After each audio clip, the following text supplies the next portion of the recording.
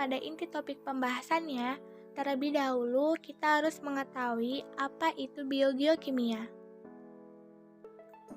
Biogeokimia adalah suatu proses peredaran atau perputaran yang di dalamnya berlangsung penggunaan dan pelepasan unsur-unsur anorganik yang esensial bagi tubuh serta melibatkan peristiwa biologis, geologis, serta kimia yang berasal dari komponen abiotik menuju ke komponen biotik dan kembali lagi ke komponen abiotik.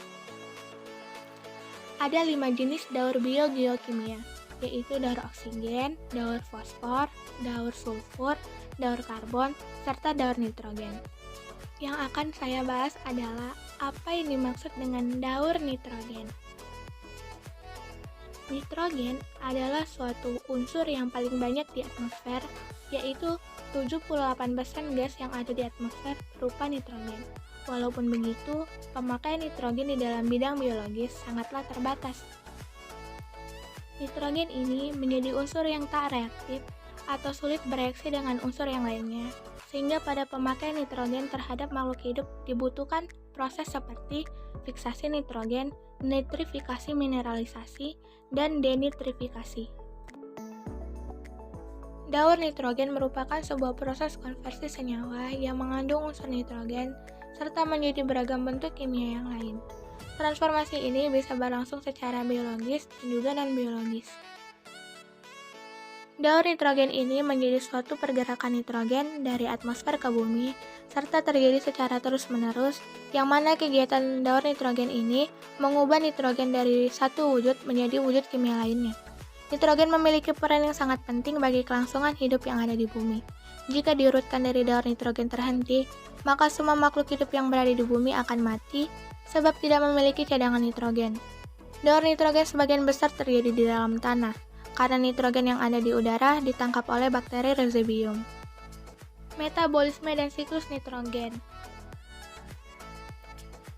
1. Metabolisme nitrogen. Nitrogen menjadi suatu komponen yang penting untuk tumbuhan yang terdapat di dalam banyak senyawa, protein, serta asam nukleotit yang pada umumnya diserap dari tanah di dalam bentuk sangat teroksidasi, serta harus direduksi oleh proses yang bergantung kepada energi sebelum bergabung menjadi protein serta senyawa lain yang ada di dalam sel. Nitrogen yang ada di dalam alam terletak pada beberapa bentuk dan dengan kondisi dinamis mengikuti perubahan fisik serta kimia dalam sebuah daur nitrogen. Walaupun nitrogen yang ada di udara mampu masuk ke tubuh tumbuhan, namun tidak terdapat enzim yang mampu untuk menangkapnya. Kebanyakan dari nitrogen yang masuk ke dalam tubuh tumbuhan sudah mengalami reduksi oleh mikroba prokaryotin atau dalam bentuk nitrat dan amonium di dalam air hujan. Penambatan nitrogen bisa dikerjakan secara simbiotik atau non-simbiotik antara tumbuhan tingkat tinggi serta mikroba. Tumbuhan tinggi bisa memakai nitrogen yang sudah tereduksi tersebut.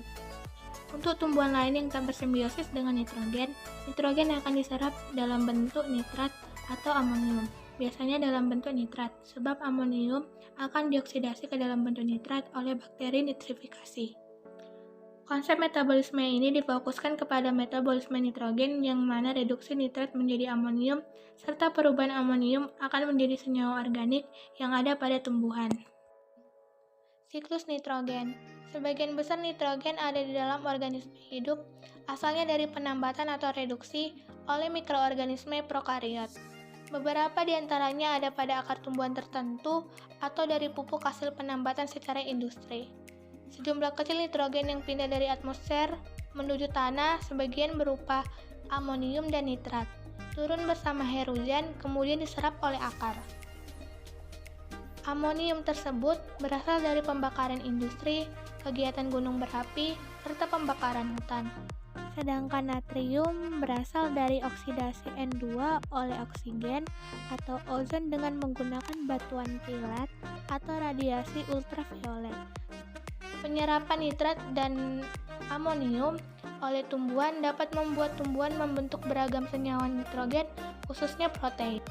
Pengubahan nitrogen organik menjadi amonium oleh bakteri serta fungi tanah disebut sebagai amonifikasi yang bisa terjadi pada beberapa macam mikroorganisme yang hidup di suhu dingin serta berbagai nilai pH. Kemudian di dalam tanah yang hangat serta lembab dan pH sekitar netral, amonium akan dioksidasi menjadi nitrit serta nitrat dalam beberapa hari selepas pembentukannya atau penambahannya sebagai pupuk disebut sebagai nitrifikasi yang berfungsi untuk menyediakan energi bagi kelangsungan hidup serta perkembangan mikro tersebut. Tak hanya itu saja, ada juga denitrifikasi yang menjadi proses pembentukan N2, NO, N2O, serta NO2 dari nitrogen oleh bakteri anaerobik yang terjadi di dalam tanah yang presentasi O2-nya terbatas, tergenang, padat, serta daerah dekat pemukiman tanah yang konsentrasi O2-nya rendah sebab pemakaiannya yang cepat di dalam oksidasi bahan organik. Tumbuhan akan kehilangan sejumlah nitrogen menuju atmosfer dalam bentuk NH3, N2O, NO2, serta NO khususnya apabila diberi pupuk nitrogen dengan baik. Nitrat ini sangat mudah larut di dalam tanah sehingga akan cepat hilang sebab adanya proses pembusukan. Taraf dari ketersediaan nitrogen di dalam tanah tergantung dengan banyaknya populasi jasad renik, bahan organik, serta tingkat pembusukan. Di dalam kondisi yang alami, terjadi keseimbangan antara laju pertumbuhan dengan beberapa gaya yang menentukan penyediaan nitrogen di dalam tanah. Pemanenan menimbulkan terkurasnya nitrogen sebab pengambilan bahan organik serta erosi. Proses daur nitrogen.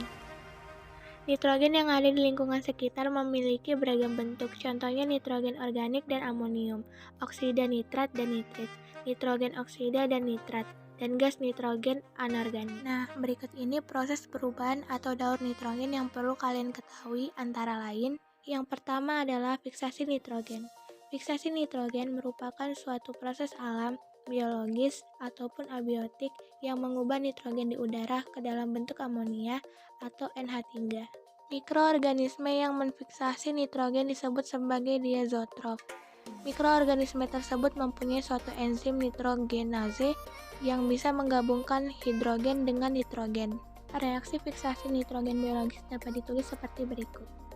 Kedua, asimilasi. Tanaman memperoleh nitrogen dari dalam tanah lewat aborsi akar, baik itu dalam wujud ion nitrat maupun ion amonium. Sementara pada hewan mendapat nitrogen dari tanaman yang dimakan. Tanaman bisa menyerap ion nitrat atau amonium dari dalam tanah lewat rambut akarnya. Apabila nitrat itu diserap, pertama-tama direduksi menjadi ion nitrit, lalu ion amonium untuk dimasukkan menjadi asam nukleat, asam amino, serta klorofil.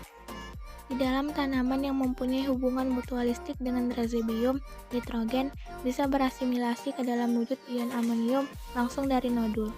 Hewan, jamur, serta organisme heterotrof lainnya memperoleh nitrogen sebagai nukleotida, asam amino, serta molekul organik kecil. Ketiga, amonifikasi. Apabila hewan atau tumbuhan mati, nitrogen organik akan diubah menjadi amonium oleh bakteri dan juga jamur. Menurut Darjamuni, amonifikasi merupakan suatu proses pembentukan amonium yang dilakukan oleh bakteri yang hidup di dalam tanah. Tak hanya berasal dari hasil fiksasi nitrogen, amonium juga bisa terbentuk dari hasil dekomposisi atau penguraian organisme yang telah mati, baik itu hewan ataupun tumbuhan oleh bakteri. Serta amonifikasi juga bisa terjadi karena adanya kegiatan bakteri yang merusak senyawa nitrat menjadi amonium. Keempat, nitrifikasi. Konversi amonium ke dalam nitrat terutama dilakukan oleh bakteri yang hidup dalam tanah, serta bakteri nitrifikasi lainnya. Tahap utama nitrifikasi yaitu bakteri nitrifikasi mengoksidasi amonium, lalu mengubah amonia menjadi nitrit. Kedua, spesies bakteri lainnya seperti nitrobakteri bertanggung jawab untuk oksidasi nitrit ke dalam dari nitrat. Ketiga, proses konversi nitrit ke dalam nitrat sangat penting sebab nitrit adalah racun untuk kehidupan tanaman. Kelima, detrinifikasi. Detrinifikasi merupakan suatu proses reduksi nitrat untuk kembali lagi ke dalam bentuk gas nitrogen untuk menyelesaikan siklus nitrogen.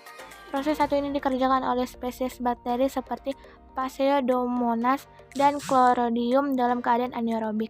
Mereka akan memakai nitrat sebagai akseptor elektron pada tempat yang memiliki oksigen selama respirasi. Fakultatif anaerob, bakteri tersebut juga bisa hidup dalam keadaan aerobik. Keenam, oksidasi amonia anaerobik. Dalam proses biologis, nitrit serta amonium dikonversi langsung ke dalam bentuk elemen gas nitrogen. Proses satu ini akan membentuk bagian besar dari konversi nitrogen unsur yang ada di lautan. Dalam keadaan anosik, reduksi juga dapat terjadi lewat sebuah proses yang disebut sebagai oksidasi amonia anaerob.